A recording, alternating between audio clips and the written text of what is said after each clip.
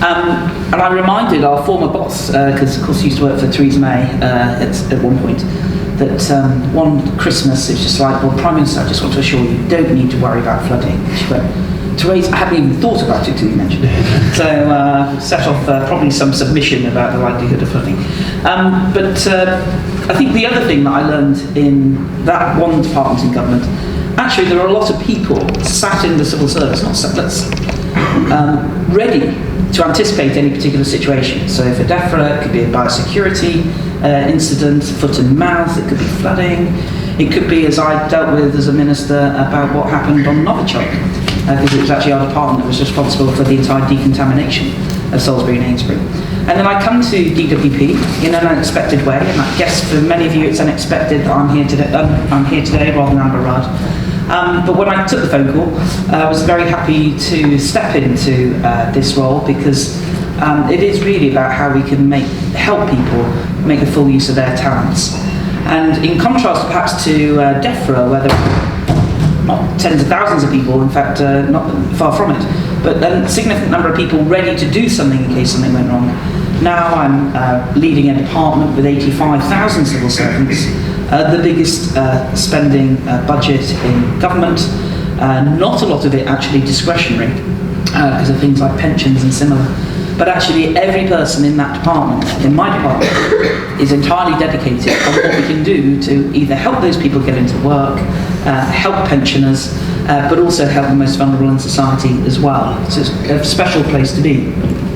And you were talking earlier about technology and the chap in Norfolk, and perhaps we'll get onto that in the discussion, but I have to say thank God for technology, because I took this on from Amber, because when I said the future of work, I thought it could be quite an interesting element, and it was only thanks to Twitter that I saw the real detail of what it was that he wanted me to talk about. And I think making the modern labour market for workers, employees and taxpayers is a very interesting approach, because even, I guess I'm possibly the oldest person in the room, I'm 47. My first job, now I really feel old. My first job was, like a lot of people, newspaper. Then my next job was, newspaper deliverer, and then my next job was actually working for something which I don't, might still exist, something called Spot the Ball. Has anybody ever heard of that?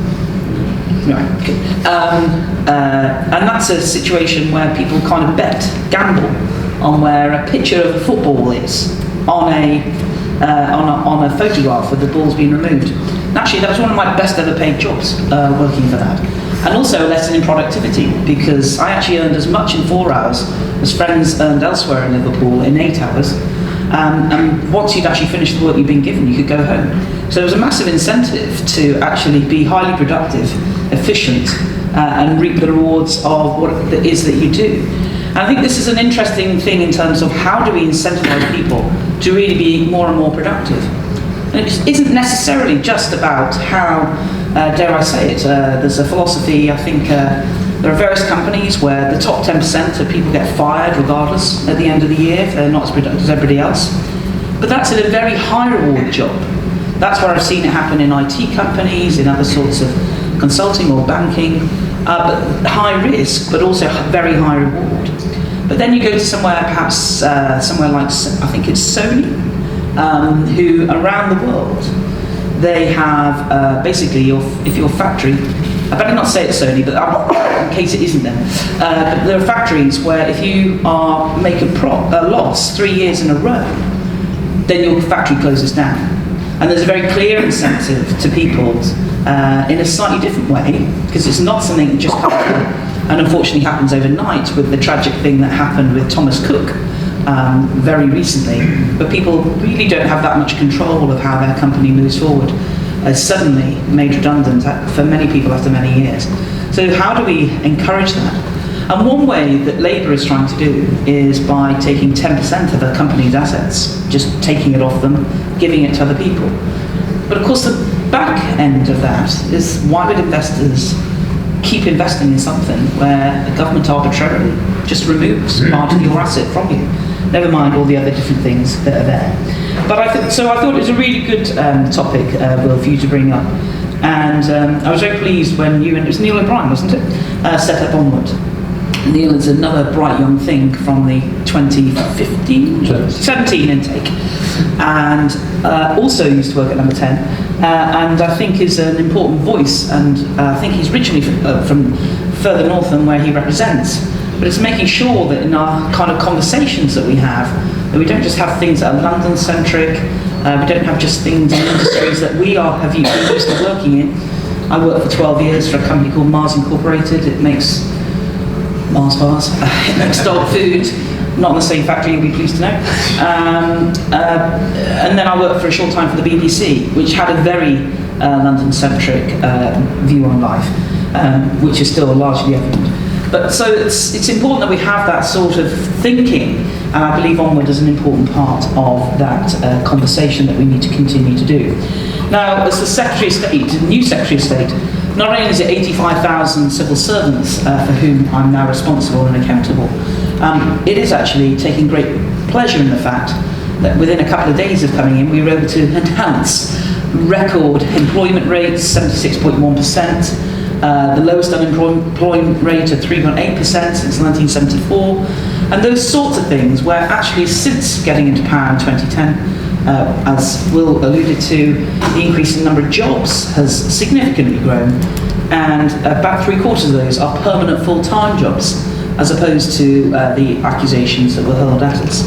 And that has still continued to grow after the referendum result, when a lot of issues were hurled at us about what would happen. I'm talking as somebody who voted and campaigned Remain, but I'm an entire Democrat, I respect the result. And, to quote a phrase, we need to get Brexit done. But I am very conscious, though, of the uncertainty that businesses have when they're trying to decide where to invest, where to open up that new factory, but more importantly, where to open up things like the new R&D centre, or if it needs refurbishing. Are they going to make sure it still happens in this country, or are they going to actually do something where they think they can get a wider choice of labour? And it's why, in terms of the modern labour market, we need to make sure there is active conversation, and the Prime Minister, of course, set out different things about visas for scientists and similar, about how we continue to be a place where people not only want to come and live, because actually we all know our country is a great country, fun, exciting, compare it to Frankfurt, dull as dishwater, as opposed to a city in London, and other elements of that, where our rich culture, but also connectivity, is something very attractive. As well as thank heavens to William Shakespeare for making English the most important language in the world, as well as our entrepreneurs from 3 centuries ago, who went around the world actually getting on with trade and making us the great trading nation that we are. So there's an element there about how is it that we in government, I in government, can continue to do that, in terms of making sure that we continue to be an international, outward-looking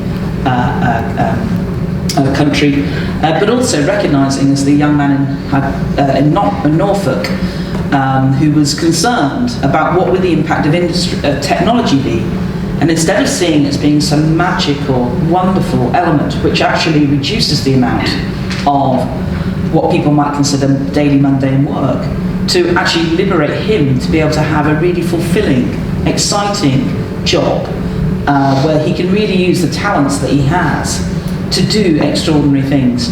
And the mantra in Mars was actually to be boringly brilliant at the everyday things, so we could actually get systemic, get highly productive, and really be able to release our thinking time on how we could actually take our company forward for the benefit of the customers. Now, it's important that the introduction of technology shows that the labour market needn't be decimated like the fears of that young man, but actually can be reshaped. So there is an opportunity to harness new technology, to create more jobs, to grow the economy. Actually, analysis has predicted that 1 million new workers will be needed across the UK over the next decade. I think it's PwC have suggested that artificial intelligence and automation could actually add around 10% of GDP to the economy by 2030. And indeed, 8 to 9% of global labour demand will be suggested to be in occupations that don't yet exist. I'm still trying to find out what those occupations are, because if we can really analyse them, then let's make sure the UK is at the head of it. But as I've already suggested, automation of basic roles within jobs will allow people to really fulfil different talents. But I do understand why people are concerned about job losses.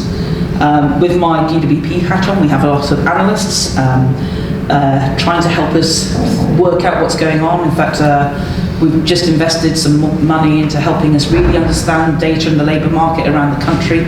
I'm very keen that we don't just think of things at a national level, but at a very local level, so that we can help people perhaps match their skills or gain new skills according to work opportunities in their areas.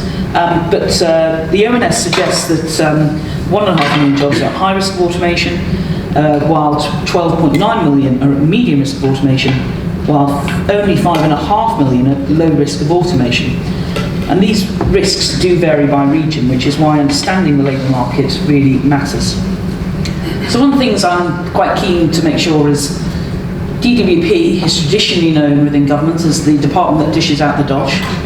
I just don't want it to be that. I want to make sure that when we dish out the dosh, we do it very effectively, very efficiently, and making sure that we're also exceptionally compassionate to the people who actually can take quite a lot of courage to walk through that door, to go and ask somebody else for help who you don't know. And they are the gateway to you either getting support, helping to find a new job. And as I was speaking to some people in Manchester years ago when I went on a short visit, people often suggested they really feel intimidated, feel judged, and feel actually very low down. So how do we turn what we do from being just a process almost, where we have civil servants spending a lot of time doing that sort of element, to making sure that actually the majority of their time is focused on helping that person in front of them rather than the case file. I'm very pleased to say just over the road in St. Peter's Square, our digital hub in DWP is actually getting on with this. And there's what they're calling robotic, I forgot what the name was, RPA, robotic something. Apologise. I think it's robotic process automation. And so how do we help get a situation where instead of it taking a few days to get all the paperwork together for an assessment about ready to work through personal independence, actually how can we condense that to it taking a matter of minutes?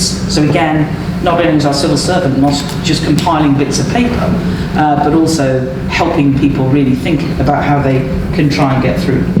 Now, in universal credit, instead of the funky benefit tax credit regime, where more hours would result in variable actual incomes after the benefits have been taken away. Also, the confusion of being knocked off job seekers allowance, then having to apply to a different government department for tax, HMRC, for tax support, all that depending quite on how many hours that you work, indeed minutes. I think one of the advantages that we're seeing is that universal credit has some predictable benefit reductions. It ensures that every extra hour pays, and it also reacts quickly to people's income so they don't get under or overpaid.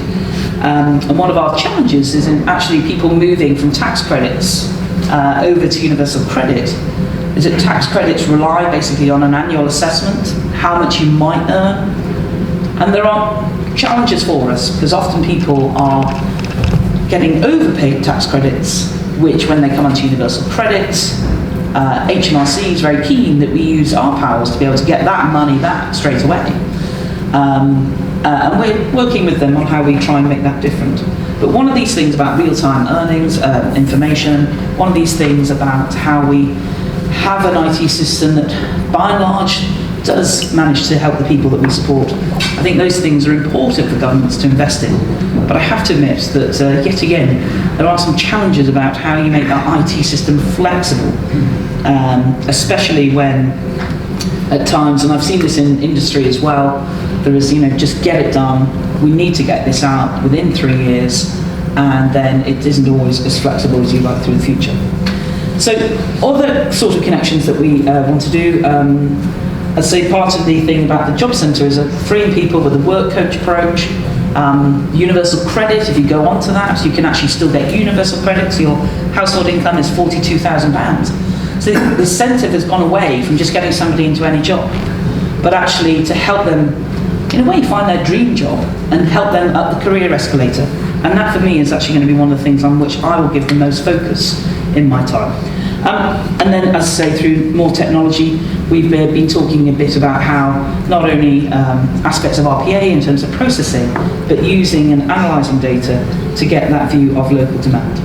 Now, we also are going to have a mobile phone app for young people. I'm conscious that all of us use these nowadays. It is basically our lifeline to a lot of what we do. I'm very conscious for younger people in particular, and I mean younger than you, by the way, is that if it isn't on an app, they don't even know what to do. So how do we try and help that get through getting our understanding, our knowledge, and really engage people? And that's part of the next challenge, and we hope that the app will work. What's already been said, I think I've probably been going on for 16 minutes already, so I think I'll bring it to a halt there, but I want to assure you that, as I say, this is not just going to be about dishing out dosh, which we need to be boringly brilliant at how we do that, but really helping people on the next stage of their career. The idea that certain jobs will no longer exist, the idea that certain jobs we haven't even thought of will exist just in a few years' time, and how we can help working with other departments from education, from BAYS, to try and help people embrace that, but also people in housing, because it's important that we actually grow the economy around the country and not just have the situation where we actually spend more on housing benefit in this country than we gather in business rates. And is that really what we want to do, to just keep having an overcooking London and the South East? Well, the answer is no. It'd be great if Manchester could get a bit drier. I live on the east part of the country, so it's a lot drier than this. But even still, I think as we see in a city like this, great culture, great attitude, positive local regional mayors really wanting to make a difference, helped by a very supportive government. I really hope that's the way we can make sure prosperity is increased for everybody, and that's an important part of what we can achieve through being good for taxpayers, being good with employers, but in particular being good with workers.